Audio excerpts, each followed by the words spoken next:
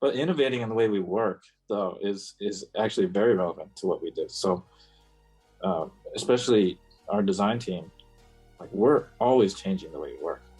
Like every quarter, our engineer is trying a new project management software, right? Really? And what I care about really is not that he finds like the correct one. I just like that he's always trying something to make it better, right?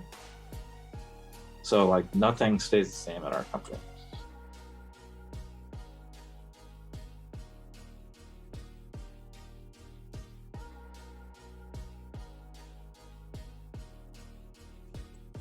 Yo, what's up, Carl? Yes, sir. How you doing? How you been? Happy Friday. Happy Friday. Yeah, man, same to you, same to you. I got the party started early. First of all, I gotta say, it's a little cold outside today, so I've got my nice toque on. I see you do too. That is fantastic. And you know what? We didn't plan that. I mean, I see you have the toque. I'm gonna put the toque on. We almost have the exact same sweater. You can tell it's cold where we are. You can tell it's wintertime. The same thing, yeah. And our guest today, we're going to introduce shortly, Ken. It seems like he followed the trend too. Put a little bit of warmth on our bodies. So cool. Good stuff. And welcome again, everybody, to a brand new episode of As Is To Be. I am your co-host, Shawn Acheampong, Digital Transformation Specialist. And I'm Carl Reid, that goes by Creed, and I'm also your co-host. And you know how we do. We like to put it down and we like to unpack stories of people's transformation, starting with a seed or a concept or an idea or a vision for the future, and really expanding that into the world that they live in today. And we couldn't be any more excited to introduce our guest for today, also wearing a nice toque and all bundled up nice and warm, Ken Tomita. Thanks for joining us, Ken. Glad to be here, guys. And don't forget the glasses match too. Yes. See that? That's it, man. I think Shawn, we need to have an official uniform. Your beard is not at the level of myself and Carl. You're so right. I gotta. My son yesterday was like, "Daddy, it's all scratchy." So I'm like, "Okay, let me shave it off." I gotta grow it back to catch up with Carl. I hear you, man. This is the winter growth. That's right. All right, so let me tell you a little bit about Ken. And I thought for today's episode to do it with a quote. So the seeds were planted a decade ago by pure chance when I moved my custom furniture business into a humble workshop backing up to the railroad tracks. Across the street in a rundown home we called Fight Club House lived enthusiastic entrepreneur Joe Mansfield. How is someone running a very successful laser engraving and digital art business out of their spare bedroom? Crazy. We soon became friends and would often throw a football around in the street, endlessly tossing creative ideas back and forth, dreaming up the next big thing. One hot summer day in the summer of 2009, Grovemade was born. That is awesome. Super happy to have you and unpack that and learn more about it today, Ken. Man, it's been a while. That's a long time ago. Just hearing that makes me think back. Yeah, meeting Joe, you think back at everybody, our lives, there's these pivotal moments, and a lot of times it's somebody you meet, right? And it's like this inflection point on the road. So yeah, meeting him at that time, that's just luck, right? But both of us were on this journey where we were just interested in doing cool stuff, and we were both solopreneurs. And we were definitely accustomed to the entrepreneurship side, taking risks, just doing stuff and feeling like we could create something out of nothing. And right time, right place, it turned into something, and we had no idea what it turned into, what it is now. And his journey has been a little different than mine as well. Mm-hmm. So as the company grew, he's more of like a solo guy, right? And eventually we had like 25, 30 people, and it was I kind of became the business guy. We kind of flipped roles, and eventually it made a lot more sense for him to go on his own way. So I bought him out of the company about 5 years in. Yeah. We continue to be friends. He's He's done a lot of cool stuff since then that fits more his style. Yeah. He built a Airbnb in his house, this beautiful space. Now he's looking to develop more properties. You know, you guys have seen this trend. There's a whole community out there, solopreneurs, that it's incredible what people can do just on their own, right? And I went a different path, learning what it's like to build the team and work that way. Yeah. And kind of that was totally a shift for me, you know, to go from working on my own to having a team that I worked with and nurtured, and just seeing the potential of what it's like when there's more people involved. It's a completely different animal. I want to go even before that. Like, I love your bio, by the way, and I love the explanations. I love the quote. The beginning was two friends and our spirit to create. Now we are so much more a team. I want to go back to a time before Grovemade, even before maybe you designing furniture. So I'm going to pick a number out of my hat. 1994, right? I heard you have a 1994 Toyota pickup that you're still driving. I do. So that's, I would say, I don't know if that's the beginning of your transformational journey, but tell me where you are on your journey at that time, like even then. Yeah. How did you get to this point? I wish I was the original owner in 1994. I bought that truck in 2005. Okay. I've had it for almost 20 years, but 94, so I would have been 16. I graduated high school in 96. You know, I was a typical kid, lost, didn't know what I really wanted to do. I didn't go to college right away. I just worked some like pretty bad jobs, you know, and definitely motivated me to get an education. But yeah, my college experience was really just a discovery. Like most people, I didn't know what I wanted to do, so I tried everything. I did go to business school briefly, and ironically, I thought it was really boring, and I dropped out of that major. Interesting. But now I find it very interesting, and it's my whole life, and I'm very passionate about it, you know? Right. So after meandering road in college, I finally found a major that interested me, which is architecture. I took an intro to architecture class, and the professor was really quirky and weird. Professor Givens at the University of Oregon. Whenever I meet somebody from University of Oregon in architecture, I mention his name, and everybody knows who this guy is. They all know who he is? Legend. Yeah, he's a legend. Okay. Definitely memorable guy, but yeah, there's some kind of spark when I took that class. I was like, oh my God, this is it. This is actually interesting. It's kind of combining what I'm interested in, which is the creativity side, which I was not like naturally gifted in the arts. But I was more naturally gifted in like engineering and math and stuff, right? So it was like this combination of the two, which really, I didn't really know it existed. So I kind of locked in on that, something I wanted to study. Okay, you have a peculiar mentor, peculiar teacher. The architect itself, was it the design aspect? Was it making something, creating something? Like what gravitated to that area? Well, it was kind of something I hadn't really thought about, but in '96, my father passed away actually, and it actually made me more aware about space, because suddenly our family was smaller and we were living in this house that was really long and extended. Right. And it was kind of depressing, you know, to have our family be really spread out. So we moved to a smaller home that was more vertical. It was kind of this volume. And suddenly it just changed the way we interacted, changed the way we feel. And I started thinking about it, that space can actually impact people. And I just never thought about it before. So that was what I wrote for my admissions essay when I applied to graduate school for architecture.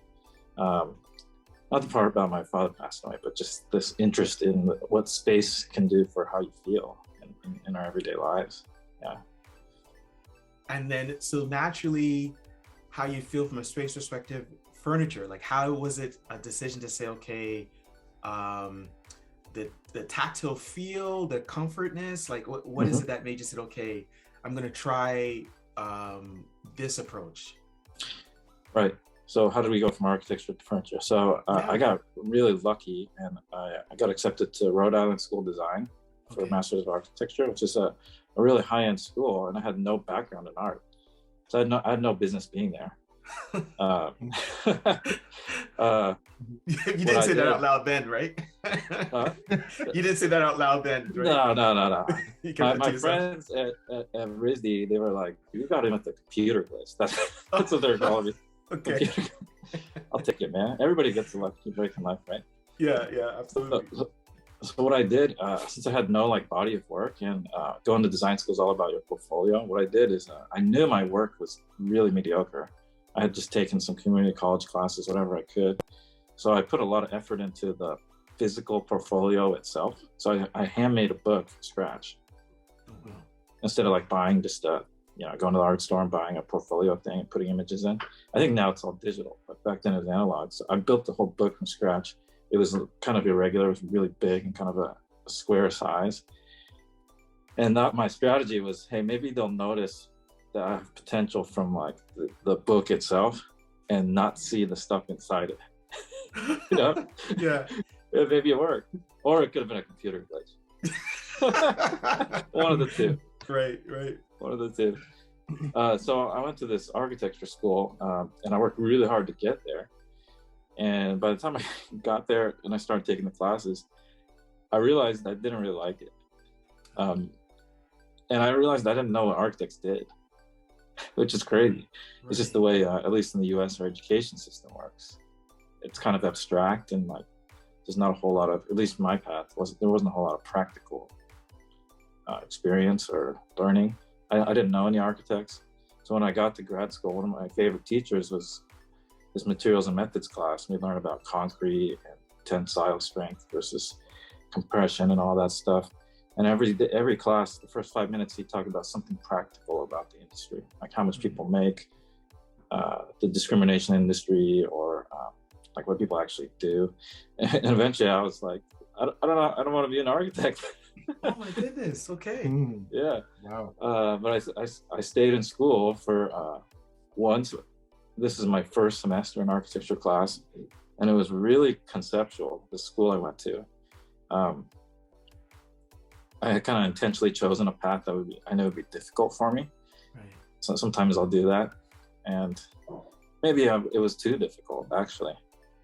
I was unhappy and frustrated because it was like the far extreme of conceptual art learning.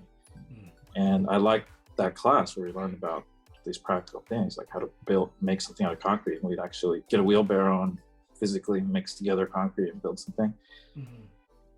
So in the winter, you're allowed to take classes outside your major. So I took an industrial design class and a furniture class.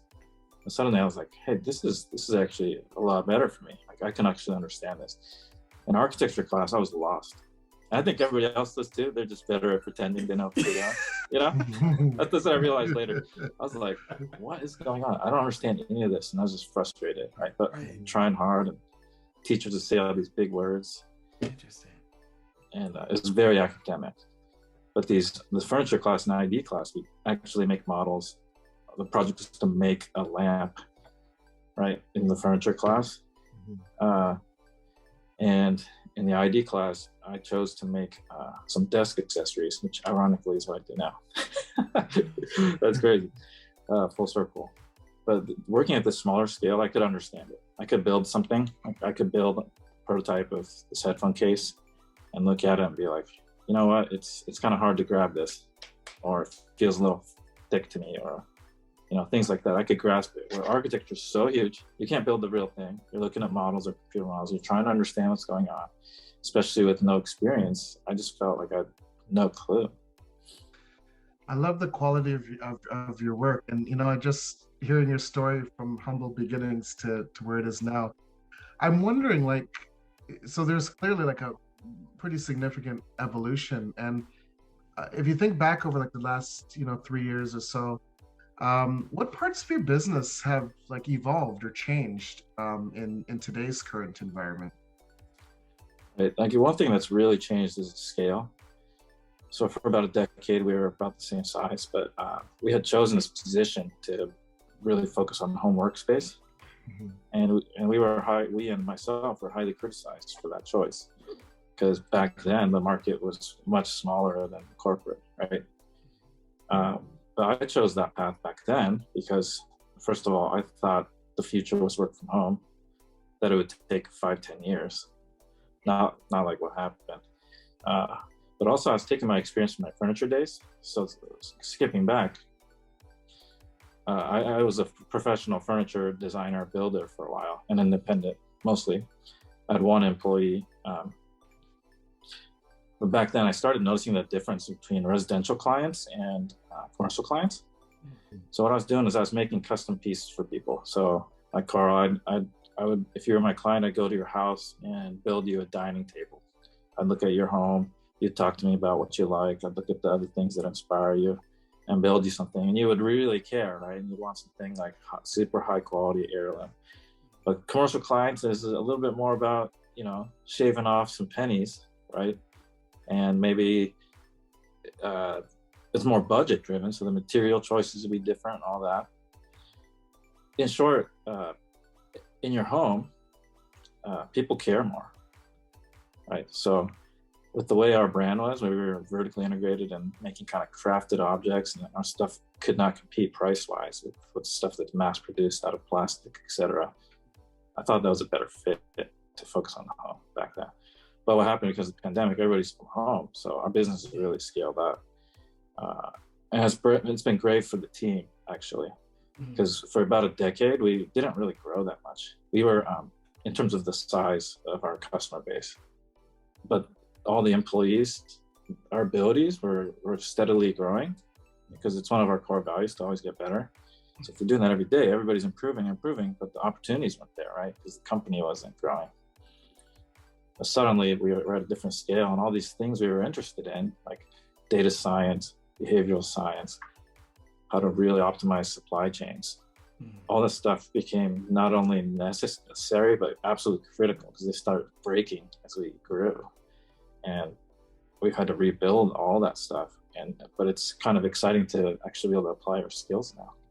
I think that is so incredible, because if the scale was at the wrong time, you wouldn't be able to scale, right? Like you wouldn't have that skill set.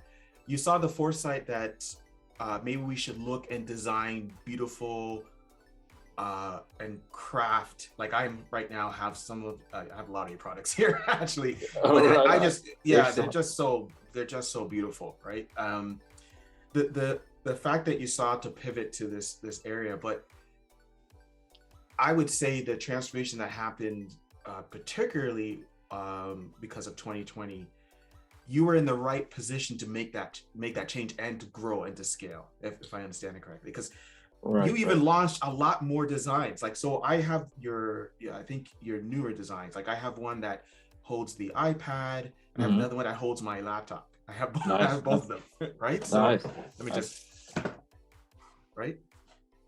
So yeah. Our best ones. Yeah. So how did you scale, but also design net new during that? Like, what things did you lean on? You talked about some of philosophies. Like, what did you lean on to continue that growth and that scale? So you're absolutely right. Like nobody expected this kind of growth. That's just right. A more random chance that we happened to be there. But like I said, our team our capabilities were much more than what we used, the revenue of our company in the past. We were capable of so much more. So I always felt bad for these ambitious people on our team that just couldn't really, they were around because they liked the company, but there was nowhere for them to go, right? So suddenly we're scaling, and it's, we're straining the team, but maybe if we grew half as much, it would have been no problem.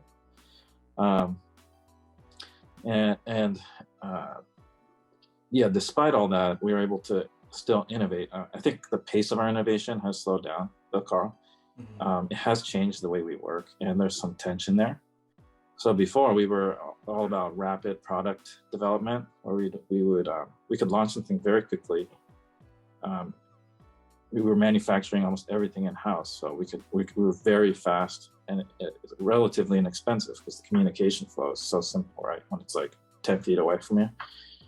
So our product strategy would develop one step at a time, kind of like in a design process. And none of us had to be like right all the time. We could just take an incremental step, test it, take another incremental step, test it, do that, so on and so forth. But as we've grown and supply chains become difficult, we can't do that. So like that product was supposed to be followed up by another product right after that. But that other product's still not released. It's been like 2 years, right? Interesting. So that's in your pipeline, like so. Yeah. We usually go boom, boom, boom, boom, but now it's like the next one is way out, and the next one's way out. And the problem with that way of working, which is kind of standard way, is by the time the other one is out, in that gap, we've learned a lot, but it's too late to apply it, right? Whereas if we go one at a time, we can learn, apply, learn, apply, learn, apply, learn, apply. But if the learning comes way later, in that gap, we're making all these mistakes from not knowing what we would have learned then. So I much prefer the other style of going faster, and that's probably a good target for us for the next couple of years. Figure out how to be fast again. Has it been driven by, like, it seems like there's been peaks and values where the opportunity creative and continues to improve? Is that coupled against the scaling of business to more customers? Like, have you noticed ebbs and flows when you have more time to just sit back and think creatively versus just responding to client requirements? Well, on that front, the creative team is relatively isolated. So we have a very strong operations team. I have a great ops manager, Jim Hassard, and he kind of handles keeping the company running. So I'm in a fortunate position where I can't think about the big picture. I can do the stuff that I should be doing, and the product team can think about the future. We still chip in. Like, for example, Carl, that product is having some manufacturing difficulties. Really? That glue lamination is really hard to do at scale. The radius is a little too tight, or I'm not exactly sure. So anyways, last week we stopped what we were doing and then we scrambled on trying to figure out a temporary solution, redesigning that thing, for example. But most of the time, Shawn, we try to keep it so one doesn't affect the other. I see. Yeah. Can I go back? What is it like to go back and do that iterative root cause analysis? Like, so from a process design, I'm learning a lot from you. Now we're talking about the elements that, the wheelhouse where Shawn and I play, where we're doing root cause analysis and brainstorming and virtual strategy stuff. What is that like? Like, how do you guys manage that? What things do you have in place? Is it virtual? Is it everyone all hands on deck? Is physical? What's those type of sessions like? In product development. Okay, so like the laptop riser as an example, right? There's problems with it. So in the past, it would have been myself, our designer Shawn, and our engineer Ben together. But because of the pandemic, we're trying to work remotely as much as possible. So in that specific example, Shawn was at the shop prototyping, and he would be sending me photos via text message, or occasionally we get together virtually and use. We started using this app called Miro, little commercial for Miro. Yeah, I love Miro. I love Miro. I got to plug it. It's actually really effective for the way we work. And we've been kind of fine tuning it for the way we work. So, back in the day when it was purely analog, Shawn would have these huge pinup boards, 4x8 pinup boards, and print out photos and pin them on. But he's just doing that in Miro now. But it's actually, he finds more effective to be digital because he can infinitely iterate, boom, boom, boom, boom, boom, vertically and horizontally. And we can write notes in there, and then we can keep them because eventually we run out of space and we have to tear them down, take pictures and stuff. So we're just doing that digitally now, and eventually we'll get to a point where we get to a point where it's like, okay, let's make these physical prototypes, whether it's 3D printing or using more conventional tools, and then I'll go into the office and we'll look at it together and approve it. Certain things just have to be done. in person. Like on that product, it's very sensitive, the balance. Mhm. So if the angle changes a little bit, it gets too tipsy. Stuff like that. You can't just do that on a mural board, you know. Yeah. Sorry, Miro, you can't do everything. Their valuation just went down, guys. It's already high enough. They're doing well. They're doing well even with our bad press. They're doing fine. Man, that software is so good though. We actually met in person a couple weeks ago, and we had our laptops open, and we were still using the Miro app on our laptops, even though we were in the same room. You know? Yeah. Is that good? Yeah, I love it.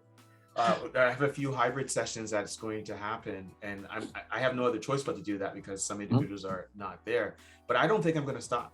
I mean, I still use sticky notes. I still have them on my wall. But this is a plug for Miro. Maybe we should come off Miro. Let's talk about Grovemade. But I love Miro. Let's just say this. But innovating in the way we work, though, is actually very relevant to what we do. So, especially our design team, like we're always changing the way we work. Like every quarter, our engineer is trying a new project management software, right? Really? And what I care about really is not that he finds like the correct one. I just like that he's always trying something to make it better, right? So like nothing stays the same at our company. Like next quarter, it might not be Miro, it might be notebooks, you know, note cards or something. It's just going to always shift because we're all leaning forward, trying to do things better, and the external factors are changing too, right? So doing the same thing isn't going to work for long, even if it is great, because the outside is changing. It sounds overall that this transition, like, you know, partially driven by created new innovation for you in terms of the way the team collaborates and ideates on design. And it's actually been great for me personally. So like I said, I used to be a solopreneur, right? That's a more natural state of being for me, instead of being like this business guy and this leader and the CEO boss type character. And going to work, you know, 8 to 5 every day at the exact same time, being in an office, I kind of just did it as a symbolic thing to be part of the team, right? But it's not really what is natural to me, what I want to do, or what's best for my performance. Well, in the pandemic, for everybody, it's turning into like, okay, work the way that makes sense. Especially if you're white collar, that can mean a lot of different ways. And I feel like my performance has gone up as I've kind of not been doing the traditional thing and back to the way I used to be, which is more natural. I work when it makes sense. I work where it makes sense, and I'm more inspired, really. You have a very nimble team. I was looking at the individuals I have, and you shared a few things with us about how you manage some of the rules and I guess the tactics on interacting. Do you want to describe that and like what the decision on scaling such a large degree over the last 2-3 years, right?